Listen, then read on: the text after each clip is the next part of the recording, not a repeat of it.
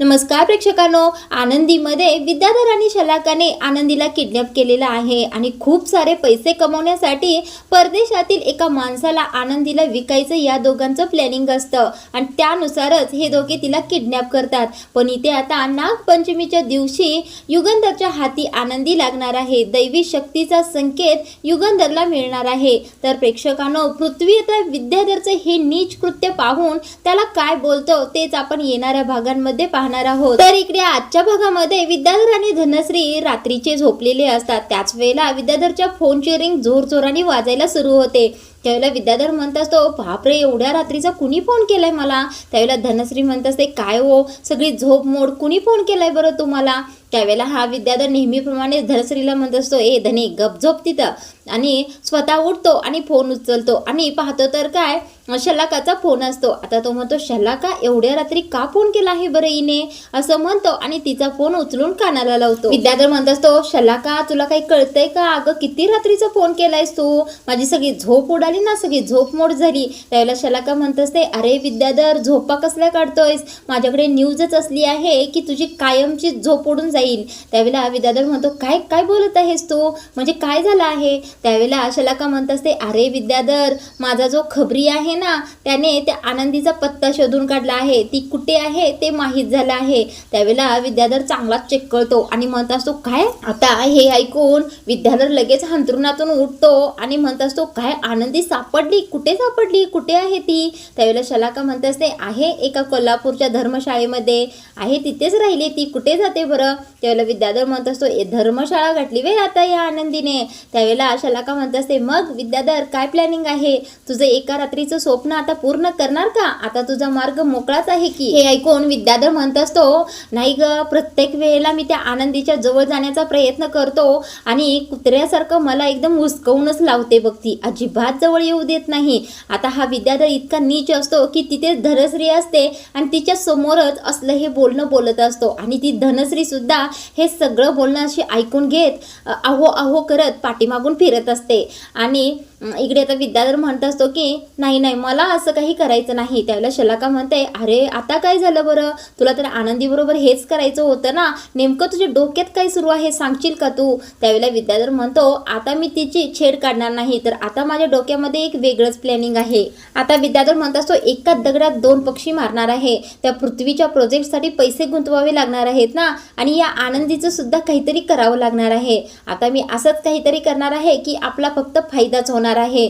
आता शलाका म्हणत असते, तू काय बोलायलास? तुला काही कळतंय का? त्या भिकारड्या मुलगीकडे काय आहे बरं? तिच्याकडून कसले पैसे आपल्याला मिळणार आहेत?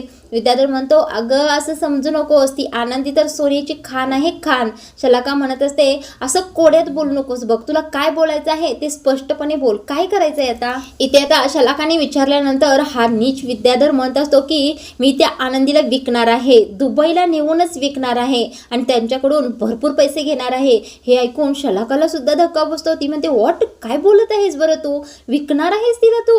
आता इकडे विद्याधर म्हणत असतो, हो, मी तिला विकणारच आहे आणि ती ज्या ज्या वेळेला मी तिच्या अंगाला शिवायला गेलो त्या वेळेला तिनं मला दूर ढकललं आहे आणि ज्या वेळेला परदेशातील लोक कुत्र्यासारखी तिचं शरीर वरबडायला लागतील ना, त्यावेळेला ती मरणाची भीक मागायला लागेल आणि त्यावेळेला तिला माझी आठवण येईल। आता मात्र इथे हे ऐकून धनश्रीला मात्र त्रास होत असतो। आता तिला सुद्धा आनंदीला विकायचं हे ऐकल्यानंतर धक्का बसलेला असतो। आता शलाका म्हणत असते, तुझी आयडिया तर एकदम जबरदस्त आहे बघ, पण ज्या धर्मशाळेमध्ये आनंदी आहे ना, त्या धर्मशाळेच्या मॅनेजर मॅडम थोड्या कडकच आहेत आणि एकदम प्रामाणिक आहेत आणि त्या धर्मशाळेतून आनंदीला जिवंत बाहेर काढणं म्हणजे कठीणच आहे, कारण त्या धर्मशाळेमध्ये सारखी माणसांची रेलचेल सुरूच असते। तिला तेथून बाहेर कसं काही काढायचं? विद्याधर म्हणत असतो, त्याची शलाका तू करू नकोस, तुझ्या माणसांना कामाला लाव आणि त्यांना सांग असं की त्या धर्मशाळेमध्ये एक पेटी घेऊन जायला, ती बाहेरून कपाटासारखीच दिसली पाहिजे आणि त्या कपाटामध्ये त्या आनंदीला घालूनच त्या धर्मशाळेतून बाहेर काढायला सांग। आता मी पुढचं प्लॅनिंग कसं करायचं ते माझं मी बघतो. त्याला शलाका म्हणते असते, अरे वा छानच आयडिया विद्याधर, खूपच हुशार आहेस बघ तू.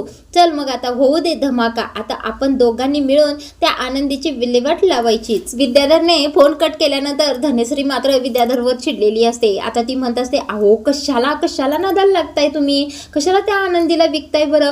गेली ना ती घर सोडून, आता जाऊ देईल ना, जिथे कुठे आहे तिथे ती राहते ना व्यवस्थित. अहो ती घरी नाही आहे हेच आपल्यासाठी खूप जास्त आहे. तुम्ही उगीच कशाला तिला विकण्याची भाषा करताय बरं. हे जर युगंधर भाऊजींना कळलं तर खूप मोठं नुकसान आपलंच होणार आहे. कशाला उगीच स्वतःचे हात काळे करून घेताय.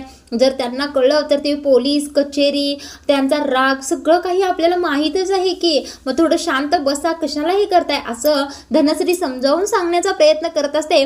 पण विद्याधर हा नेहमीप्रमाणे धनश्रीच्या अंगावरच येतो आणि म्हणतो, ए धने ग बस ग, एक अक्षर सुद्धा बोलू नकोस तू. तुला कोण सांगताय ग, कळत नाही त्या गोष्टींमध्ये मध्ये मध्ये बोलायला. अजिबात माझ्या कुठल्याही गोष्टीत तू बोलायचं नाहीस म्हणजे नाहीस, कळलं का. असं म्हणल्यानंतर धनश्री पुन्हा काहीतरी सांगणार. इतक्यातच विद्याधर म्हणत असतो की अगं तुला सांगितलेलं कळत नाही का, गप्प बसायचं म्हणजे गप्पच बसायचं.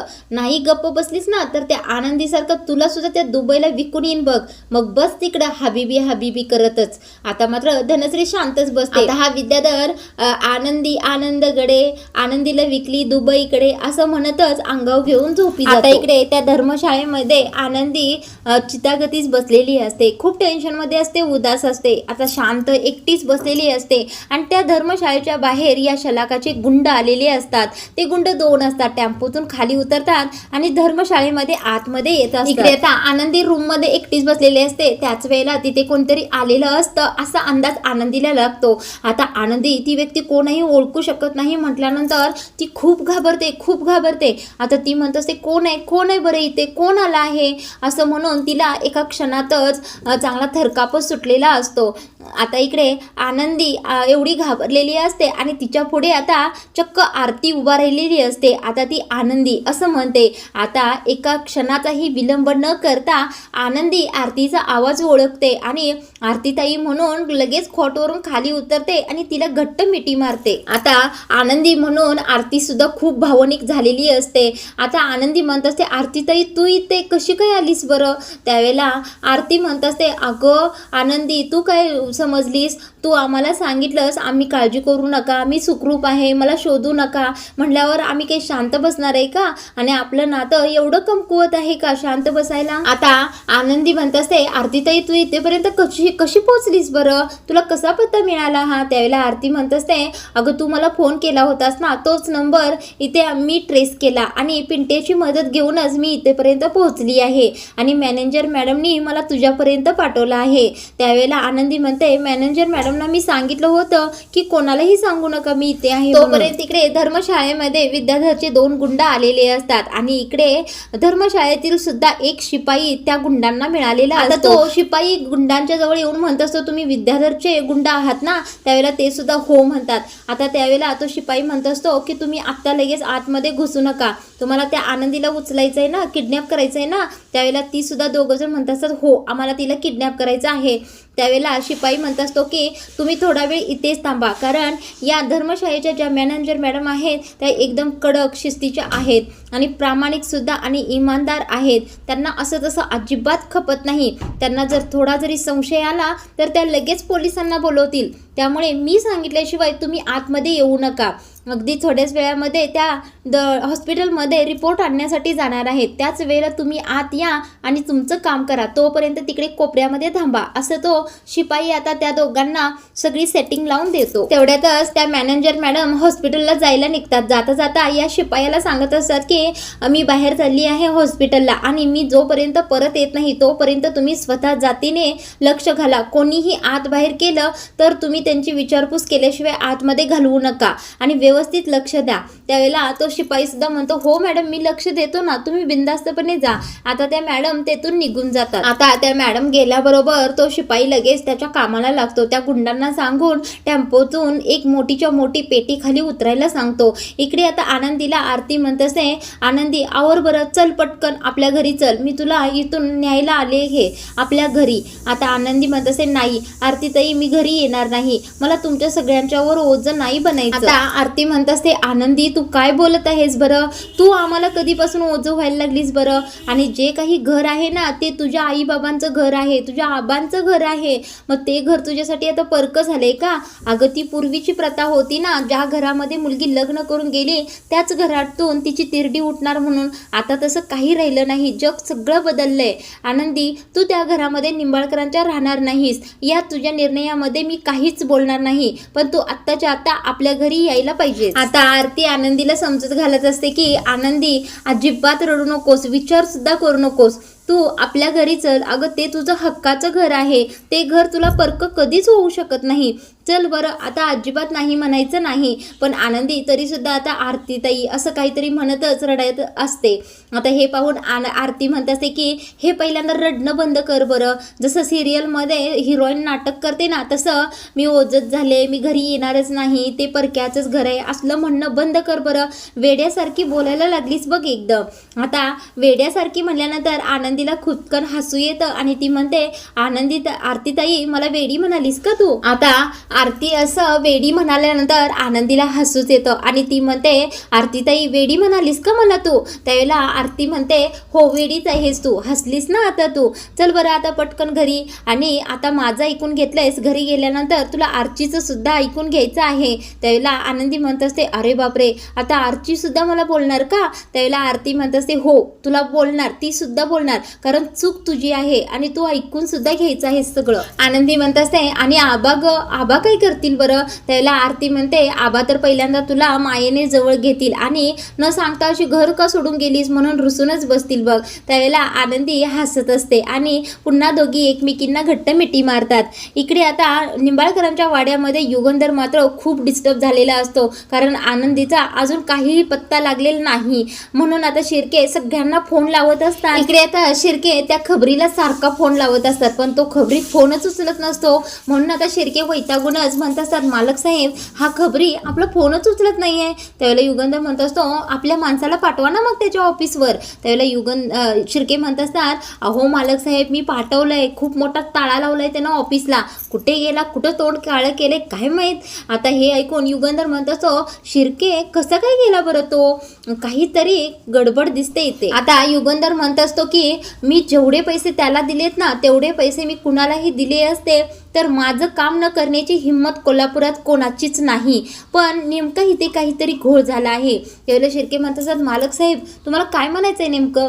त्यावेळेला युगंधर म्हणत असतो की शिर्के आनंदीला शोधण्यासाठी मी पैसे दिले आहेत आणि कुणीतरी त्या माणसाला दुप्पट तिप्पट पैसे आनंदीला न शोधण्यासाठी, आनंदीची कोणतीही खबर मला मिळू नये म्हणून दिले असणार. आता शिर्के म्हणत असतात, म्हणजे आपला खबरी विकला गेला तर? त्यावेळेला युगंधर म्हणत असतो, हो नक्कीच तो विकला गेला आहे आणि आता आनंदीच्या स्वाभिमानाला धक्का लागलेला मला चालणार नाही, तिच्या जीवाचा खेळ झालेला सुद्धा मला चालणार नाही. म्हणूनच आनंदीला शोधण्यासाठी मला स्वतः रिंगणात उतरावं लागणार आहे.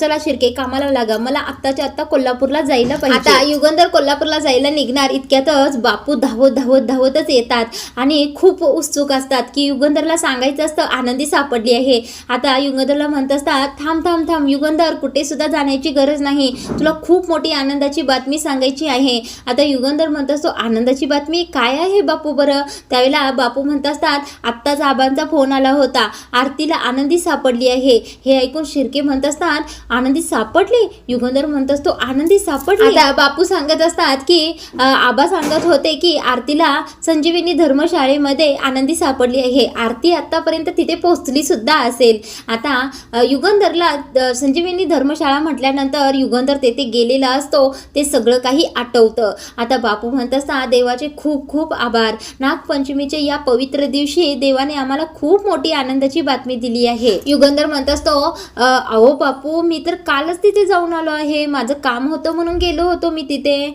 आणि तुमचा फोन आला होता ना त्यावेळेला मी तिथेच होतो संजीवनी धर्मशाळेमध्ये. त्यावेळेला बापू म्हणतात, अरे तिथेच होतास तू?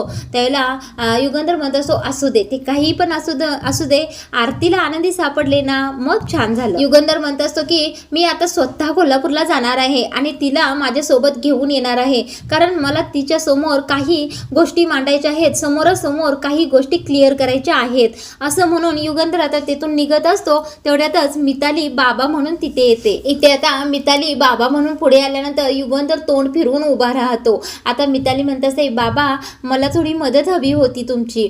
आता युगंधर काहीच बोलत नाही. मिताली म्हणत असते, बाबा तुम्हाला आठवतं का माझी आई प्रत्येक नागपंचमीला स्वतःच्या हाताने चिखलाने वाळूने पिंड बनवायची आणि मग त्याची पूजा करायची. मग मला सुद्धा आता हातानेच पिंड बनवायची आहे पूजेसाठी, पण मला जमतच नाहीये आणि त्यासाठीच मला तुमची मदत हवी आहे. मदत कराल का तुम्ही बरं मला? मिताली बोलत असते आणि युगंधर काहीच बोलत नाही. म्हटल्यानंतर मिताली म्हणत असते, बाबा मला माहीत आहे प्रांजल आणि पृथ्वीने तुमच्याकडून अपेक्षा करणं सोडून दिलं आहे. ते दोघे फक्त तुमचा तिरस्कार करतात, पण मी नाही करत. मला माहीत आहे अजूनही तुमच्यामध्ये कुठेतरी काळजी करणारा आणि आमचा विचार करणारा बाप लपलेला आहे. आता युगंधर तरी सुद्धा काही बोलत नाही. म्हटल्यानंतर मिताली म्हणत असते, बाबा काहीतरी बोला, हे खरं आहे ना मी जे बोलत आहे ते?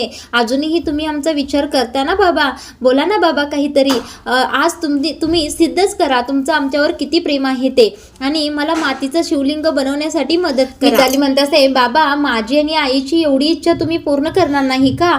त्यावेळेला बापू म्हणत असत, अगं मिताली बाळा, खूप महत्वाच्या कामासाठी युगंधर कोल्हापूरला चालला आहे ग, त्याला जाऊ देत. त्यावेळेला युगंधर काय करतो, बापूंना शांत बसवतो आणि युगंधर मितालीला म्हणत असतो की शिवलिंग बनवण्यासाठी मी तुला मदत करेन, तू सगळी तयारी कर, तोपर्यंत मी आलो. मिताली म्हणत असते, खरंच बाबा, खरंच तुम्ही मला शिवलिंग बनवण्यासाठी मदत कराल? खूप खूप थँक्यू असं म्हणते आणि मिताली मानेनेच हो असं म्हणतो. आता मिताली तयारी करण्यासाठी तेथून निघून जाते. युगंधर काय करतो, शिर्केंना म्हणत असतो की शिर्के तुम्ही स्वतः तिथे धर्मशाळेत जा, आनंदीला घ्या आणि फॅक्टरीवर पोहोचा, तोपर्यंत मी आलोच इथलं आवरून. आता असं म्हटल्यानंतर शिर्के लगेच धर्मशाळेकडे निघतात. इकडे आता तो शिपाई चांगलाच त्या गुंडांना घेऊन कामाला लागलेला असतो. त्या गुंडांची पेटी घेऊन धर्मशाळेच्या आतमध्ये आनंदीच्या रूमच्या बाहेर आलेला असतो आणि रूममधून आतमध्ये जाणार इतक्यातच पाहतो तर काय, आरती आणि आनंदी दोघी गळाभेट करतच रडायला लागलेले असतात. आता लगेच हा शिपाई सावध होतो आणि त्या गुंडांना पेटी लपवायला सांगतो. आता इथे आनंदीजवळ आरती आहे पाहून ते गुंड त्या शिपायाला म्हणत असतात, अरे हे काय बरं, ती बाई कोण आहे? आपल्या प्लॅनिंग मध्ये ती नव्हतीच ना. त्यावेळेला शिपाई म्हणत असतो की अरे मी काय करू आता, ती तिथं कशी काय आली मला काय माहित बरं, मी मगाशी पाहिलं त्यावेळेला ती आनंदी एकटीच होती. त्यावेळेला ते गुंड म्हणत असतात, आता काय करायचं बरं, आता तिला कसं किडनॅप करायचं? त्यावेळेला शिपाई म्हणत असतो, तुम्ही इथेच थांबा, काय करायचं ते मी पाहतो. इथे आता शिपाई वाकून पुन्हा आनंदीच्या रूम मध्ये पाहत असतो. आता आरतीने आनंदीसाठी साडी आणलेली असते, तीच देत आरती म्हणत असते, आनंदी हे घे, मी तुझ्यासाठी साडी आणली आहे. तोपर्यंतच इकडे शिपायाचा फोन वाजतो. म्हटल्यानंतर पटकन आता पुन्हा बाजूला त्या गुंडांच्या जवळ जातो आणि फोन पाहतो तर काय, विद्याधरचा असतो. आता विद्याधर फोनवर म्हणत असतो त्या शिपायाला, अरे काय झालं, आनंदीला किडनॅप करण्यासाठी माझ्या माणसांना मदत करायला सांगितली होती ना, त्याचं काय झालं बरं? त्यावेळेला शिपाई म्हणत असतो, अहो साहेब आम्ही किडनॅप करणारच होतो, पण तेवढ्यातच एक खूप मोठा प्रॉब्लेम झाला आहे. विद्याधर म्हणतो, अहो काय झालंय नेमकं? त्यावेळेला शिपाई म्हणत असतो, अहो इथे कोणीतरी आरती नावाची मुलगी आली आहे तिला भेटायला. आता आरतीचं नाव ऐकून हा विद्याधर चांगलाच चाचपडतो आणि म्हणत असतो की ही आरती आता तिथे काय करायली बरं? त्याच वेळेला शलाका सुद्धा तिथे पाठीमागे असते. आता तिला सुद्धा आरती तिथे पोहोचले म्हटल्यानंतर धक्का बसतो. विद्याधर आता ते शिपायाला सांगत असतो, अहो काहीतरी बहाणा काढा, नाटक करा आणि त्या आरतीला रूम मधून बाहेर काढा, तेवढ्यातच माझी माणसं त्या आनंदीला किडनॅप करतील. कळतंय का मी काय सांगतोय ते? त्यावेळेला शिपाई म्हणत असतो, हो हो साहेब मी काहीतरी करतो. त्यावेळेला विद्याधर म्हणत असतो, कराच, ते काम झालंच पाहिजे असं म्हणतो आणि फोन कट करतो. आता शलाका म्हणत असते, काय झालं विद्याधर, काय झालंय बरं? विद्याधर म्हणत असतो, शलाका आपलं काम होणार म्हणजे होणार, तू अजिबात टेन्शन घेऊ नकोस, चल आता आपण पुढच्या कामाला लागूया. त्यावेळेला शलाका म्हणत असते, पुढचं काम? त्यावेळेला विद्याधर म्हणत असतो, अगं चल की त्या दुबईच्या क्लायंटला भेटून येऊया. त्यावेळेला शलाका सुद्धा पटकन उठते, हो हो हो चल चल भेटून येऊया, कारण आता आनंदीला द्यायचं आणि भरपूर सारे पैसे त्याच्याकडून घ्यायचे. आता विद्याधर म्हणत असतो, एवढे पैसे घ्यायचे की पुन्हा आयुष्यभर काहीच करायला लागलं नाही पाहिजे. आता हे दोघे असं बोलत असतात तेवढ्यातच विद्याधरला पृथ्वीचा फोन येतो. आता विद्याधर म्हणत असतो की पृथ्वी आत्ता का फोन करायला लागलाय बरं? आता पृथ्वी सारखा रिंगा करत असतो. म्हटल्यावर विद्याधर फोन उचलतो आणि म्हणतो, बोल ना पृथ्वी बाळा, का फोन केला आहेस? त्यावेळेला पृथ्वी म्हणत असतो की तुम्ही कुठे आहात? शलाका मावशीच्या ऑफिसवरच आहात ना, मला तुम्हा दोघांना भेटायचं आहे, प्रोजेक्ट बद्दल थोडं काहीतरी बोलायचं आहे. आता विद्याधर म्हणत असतो, अरे असं काय करतो करतोयस, आता मी थोडा कामात आहे. आता विद्याधर पृथ्वीशी बोलत असतो आणि शलाका त्याला खुणवून सांगत असते की आपण उद्या भेटूया म्हणून सांग. आता विद्याधर म्हणत असतो की पृथ्वी आता खूप महत्वाची मीटिंग मध्ये आहे, उद्या भेटलं तर चालणार नाही का रे. त्यावेळेला पृथ्वी म्हणत असतो नाही, मला आत्ताच भेटायचं आहे, मी आता लगेच ऑफिसला येणार आहे. त्यावेळेला विद्याधर आता नाईलाजाने बरं ठीक आहे ये म्हणतो आणि शलाकाला सुद्धा ते सांगतो. आता शलाका म्हणत असते की हा पृथ्वी असा का अचानक इकडे यायला लागलाय, बरं आता काय करायचं. त्यावेळेला विद्याधर म्हणत असतो शलाका घाबरायचं नाही, मी इथलं हँडल करतो आणि तू जा पुढे, मी जिथला पत्ता दिला आहे तिथे जाऊन तू थांब, माझी माणसं आनंदीला घेऊन बरोबर तिथेच येतील अगदी थोड्या वेळात. आनंदी ज्यावेळेला तिथे येईल त्यावेळेला मी इथला आटपून तिथे येतो आणि आपण दोघांनी मिळून त्या आनंदीचा परदेशातील क्लायंट बरोबर व्यवहार करूया. तिकडे आनंदीला पाठवायचं आणि इकडे बँकमध्ये भरपूर सारे पैसे घ्यायचे, असं म्हणून दोघे हसतच हात मिळवणी करत असतात. आता इकडे धर्मशाळेमध्ये आरती आनंदीला साडी रुमाल देत असते आणि म्हणत असते की आनंदी तू आता आंघोळ करून घे, फ्रेश होऊन घे, आपण आपल्या घरी निघूया. त्याच वेळेला तो शिपाई तेथे येतो आणि आरतीला म्हणत असतो मॅडम तुम्ही कोण आहात बरं. त्यावेळेला आरती म्हणत असते मी आनंदीची बहीण आहे. आता आरती म्हणत असते ती माझी बहीण आहे आणि तिला मी घरी घेऊन जाण्यासाठी आली आहे आणि माझ्यासोबत तिला घेऊनच जाणार आहे. त्यावेळेला शिपाई म्हणत असतो अहो आरती मॅडम तुम्ही असं घेऊन नाही जाऊ शकत आनंदीताईंना, कारण ही एक सरकारी धर्मशाळा आहे, इथे काहीतरी फॉर्मॅलिटी असतात. ज्यावेळेला आनंदीताई इथे आल्या होत्या त्यावेळेला आम्ही पोलीस केस केली होती, यांची सगळी माहिती पोलिसांना दिली होती आणि अशा डॉक्युमेंट आम्हाला तयार करावे लागतात आणि आता ते डॉक्युमेंट पुन्हा एकदा तयार करावे लागतील, कारण या आता या धर्मशाळेतून बाहेर पडत आहेत आणि त्या सगळ्या सरकारी कामाचा एक भाग असतात आणि ते पूर्ण केल्याशिवाय तुम्हाला आनंदीताईंना येथून नेताच येणार नाही. आणि मॅनेजर मॅडम सुद्धा आता इथे नाही आहेत आणि त्यांना जर कळलं की ही कागदपत्र न तयार करता इथून आनंदीताईंना घालवलंय तर माझी तर नोकरीच जाईल बघा. हे ऐकून आरती म्हणत असते नाही नाही असं काही होणार नाही, कसली कागदपत्र पूर्ण करायचे मला सांगा मी करते. त्यावेळेला शिपाई म्हणत असतो आरतीताई जास्त काही करावं लागणार नाही, माझ्यासोबत मॅनेजरच्या ऑफिसमध्ये फक्त यावं लागेल, अगदी 5 मिनिटाचं काम आहे, चला माझ्यासोबत. आरती आनंदीला म्हणत असते आनंदी मी येतेच या दादांच्या बरोबर लगेच, तोपर्यंत तू आंघोळ करून व्यवस्थित आवरून बस असं म्हणते आणि आरती त्या शिपायांच्या बरोबर मॅनेजर मॅडमच्या ऑफिसमध्ये जाते. आता ह्या दोघांना जाताना पाहून ते गुंड लगेच कामालाच लागतात. त्यांच्यासोबत एक पेटी त्यांनी आणलेली असते, ती पेटी आनंदीच्या रूममध्येच घेऊन जातात. इथे आता ते गुंड रूममध्ये गेल्याबरोबर आनंदीला अंदाज लागतो की रूममध्ये कोणीतरी आला आहे. त्यावेळेला आनंदी म्हणत असते कोण आहे बरं, कोण आहे. आरतीताई तू आहेस का. त्यावेळेला ती गुंड पावलाचा आवाज सुद्धा न करता आनंदीजवळ हळूहळू जायला लागतात. आता आनंदी ओळखते आरती नाही आहे तर दुसरंच कोणीतरी आहे. आता कोण आहे कोण आहे बोला ना काहीतरी असं आनंदी म्हणत असते. तेवढ्यातच एक गुंड काय करतो आनंदीच्या तोंडाला कापड लावतो आणि आनंदीला बेशुद्ध करतो. तर प्रेक्षकांना अखेर विद्याधरच्या माणसाने आनंदीला बेशुद्ध करून त्या पेटीमध्ये घालून तिथून गायब केलेलंच आहे. आता आजचा भाग इथेच थांबवला आहे. पुढील भागामध्ये आपल्याला पाहायला मिळणार आहे की विद्याधरने त्या माणसांना पेटी एक वेगळ्या पत्त्यावर पोहोचवायला सांगितलेली असते, पण ती पेटी युगंधरच्या पुढेच अगदी निंबाळकरांच्या घरामध्येच असते. हे पाहून विद्याधर म्हणत असतो त्या गुंडांना की ही पेटी तुम्हाला बाहेर कुठेतरी लपवायला सांगितली होती, ही पेटी घरामध्येच काय करत आहे बरं. त्याच वेळेला आता त्या पेटीवर एक मोठाच्या मोठा नाग येऊन बसलेला असतो आणि नागपंचमीची पूजा घरी सुरू असते. आता त्या पेटीवरचा नाग पाहून सगळेजण नाग नाग करून ओरडायला लागलेले असतात. आता इकडे विद्याधर काय करतो त्या पेटीवरून त्या नागाला बाजूला हुसकावण्याचा प्रयत्न करत असतो. त्यावेळेला तो नाग विद्याधरवर फणा काढत असतो, पण इकडे युगंधर काय करत असतो हात जोडून त्या नागाला प्रार्थना करत असतो की तुमचे दर्शन झाले. इकडे युगंधर त्या नागाला हात जोडून प्रार्थना करत असतो. त्याच वेळेला तो नाग गुपचूप तेथून निघून जातो. आता माई म्हणत असतात नागपंचमीच्या दिवशी असा नाग घरामध्ये आला आहे हा शुभ संकेतच आहे. त्यावेळेला युगंधर म्हणतो शुभ संकेत, दैवी संकेत. त्यावेळेला युगंधर त्या पेटीकडे पाहत ती पेटी उघडण्यासाठी पेटीकडे जात असतो आणि नेमकी आनंदी त्या पेटीमध्येच असते. तर प्रेक्षकांनो युगंधर आता ती पेटी उघडतो का आणि उघडल्यानंतर आनंदी ते त्यामध्ये आहे ते माहीत पडते आणि आनंदीची ही अवस्था या विद्याधरनेच केली आहे आणि विद्याधरने तिला बाहेर दुबईच्या क्लायंटना विकण्याचं सुद्धा प्लॅनिंग केलं होतं. हे युगंधरला कळेल का आणि जर खरंच कळालं तर त्या विद्याधरला काय शिक्षा मिळेल हे अगदी सगळं काही पाहणं आपल्यासाठी खूपच रंजक ठरणार आहे.